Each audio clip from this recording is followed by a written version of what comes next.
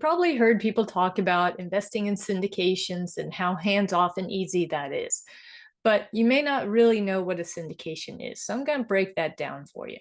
So the definition of a syndication is a temporary lines formed to handle a large transaction that would be difficult or impossible to execute individually. By forming a syndicate, members can pool their resources together and share in the returns. So basically, a bunch of people get together, they pool their money, and they go buy something bigger than they could buy on their own, and hence get that scale of business that makes things more profitable. So that's the gist of it. Generally, you have, like people ask, are you a true owner when you do that? Yes, there are two groups within a syndicate. There are general partners and limited partners. Both are owners of the property. Both have an equity interest. And how much equity you have as a passive investor on the limited partnership side is all a matter of how much money you put into it. Okay, so there'll be, when you get an offering of something like this, I'll tell you, for X amount of investments, you get a certain percentage of ownership. Okay, so you don't own the whole thing, you own some percentage of it, but you are an owner, so you get all the tax benefits, you get the cash flow, you get the refi proceeds, um, depreciation, all of that. So yes, you are an owner. Now, there are different types of syndications. People can syndicate just one property. So say it's an apartment complex out there with 150 units. They could syndicate that property or loan. Or there are funds. There are funds where basically a lot of people put their money into a fund, and that fund goes out and buys a lot of different properties. It might be multiple different apartment complexes in the same area or different areas, or it could be a combination of, say, self-storage units, RV parks and apartment complexes, retail shopping centers, or whatever. So it's a fund where it's kind of more diversified. And the returns again differ with all of them, and the length of time that your money is in it. All of those things can vary. So it's really important to sit down with a syndicator and discuss what your desires are for your money. How long do you want to lock up that money? Do you want to say, hey, I want to invest it and just have it grow for me for the next 20 years because this is not money I need right now? Or do you need cash flow right now and you don't want to lock it up for more than 3 years or something like that? So those are all things you should discuss with a potential syndicator or with the partnerships if you're looking to do this kind of stuff. Another common question I get is, how much money do I need to get into a syndication? And this varies greatly depending on the offering, but I'd say the most typical is between 25,000 and 100,000. Now, you don't have to have all that money sitting in your checking account.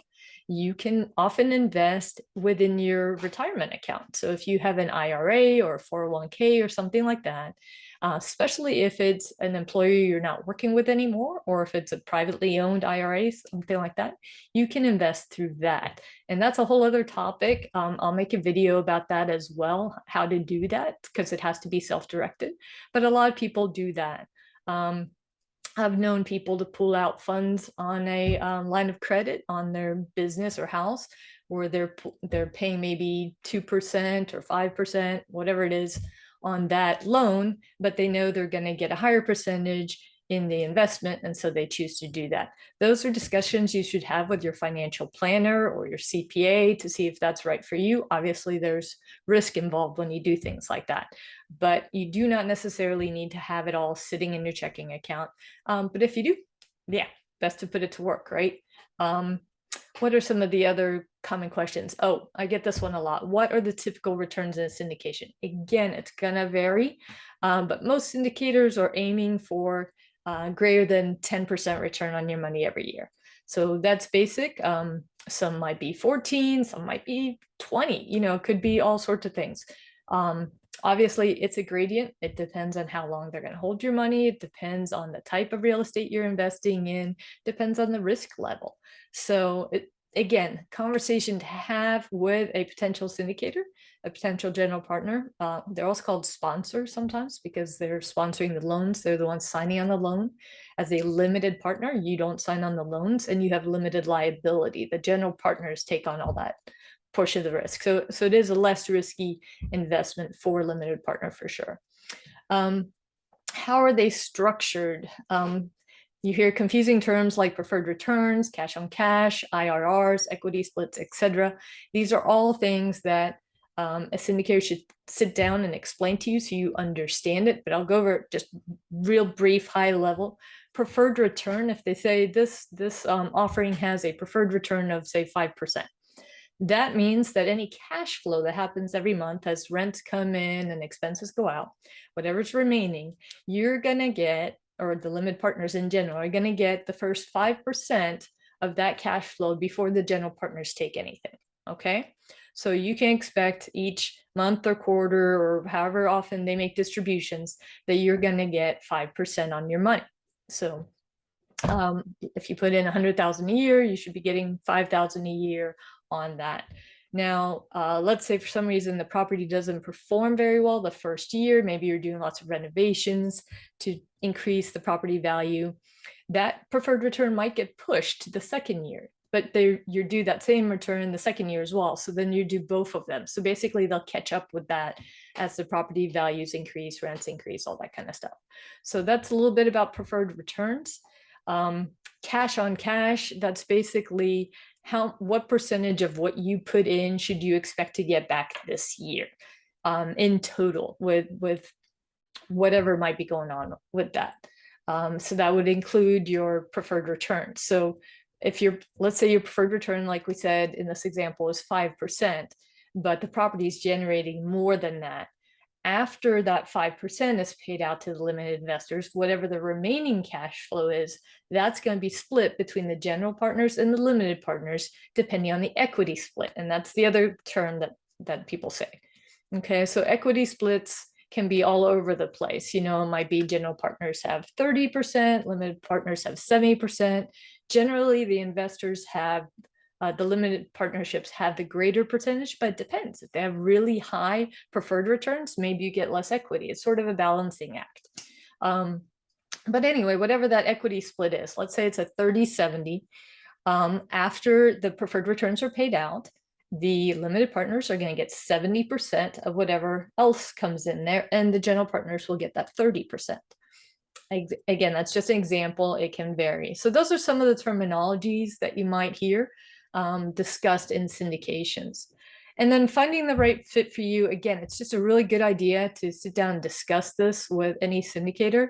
A good syndicator is usually going to sit down and talk to you about your financial needs before they ever take your property. Most of the time when you sit down with a syndicator, they're not going to talk to you about a deal the first time. They're usually just going to sit down and kind of make a profile for you. And then they'll call you or email you when they have something that fits you. Something that's like, these are the kinds of returns you were looking at. This is the kind of hold time you were looking at. This is something that fits you. And also there's a difference between what's called 506B offerings and 506C offerings, and who is allowed to be in those offerings.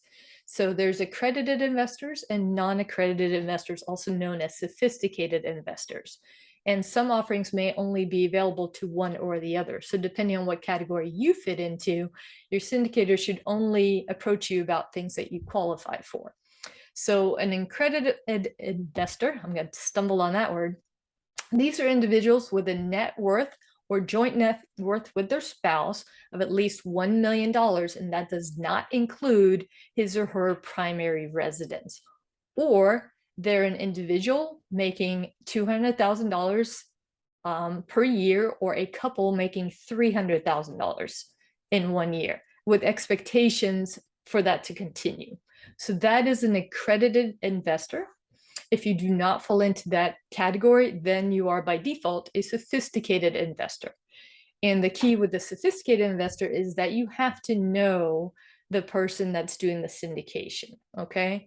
This can't be something you just saw online, some stranger you've never talked to before, and the first time you talk to them, you go and invest with them. You need to form a relationship with that person so that you can become a truly sophisticated investor. They can teach you about these investments, how to tell a good one from a bad one, and you can form a relationship. So Yeah, that's part of it too, is what's going to be available to you. So you need to get to know the people who are offering this. So you need to establish that relationship.